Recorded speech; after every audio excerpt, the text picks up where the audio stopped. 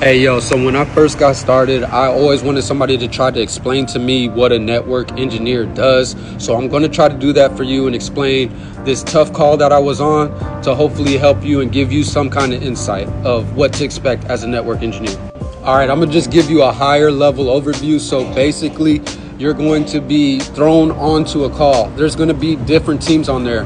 There's going to be a server team. Sometimes there's going to be a firewall team. There's going to be people that handle load balancers. There's all different types of people, and they're all on this conference call. And then they bring you in as the network guy or the network person to help them troubleshoot any kind of issue that they may be having with their application or with a server or with anything, because you are part of this whole entire infrastructure. So what does that even look like? For example, on the call that I was on, basically they just brought me in and said, hey, we're having an intermittent connectivity to one site, and then we need to have the connection going to 2 different sites, and we need you to figure out why it's not doing that.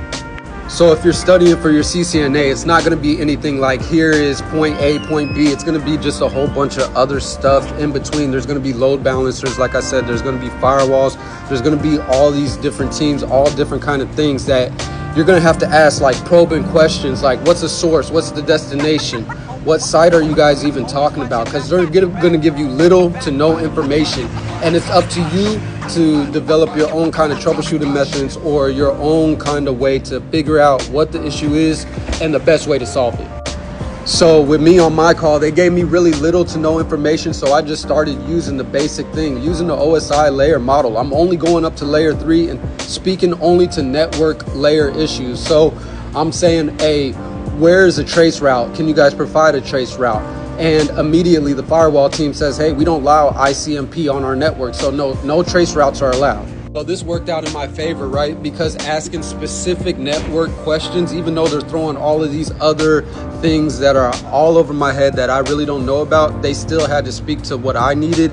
And if they can't provide me the information, then as a network engineer, I can't really help them, which also isolated the issue to something higher than my layer, which is the network layer, something at the application layer.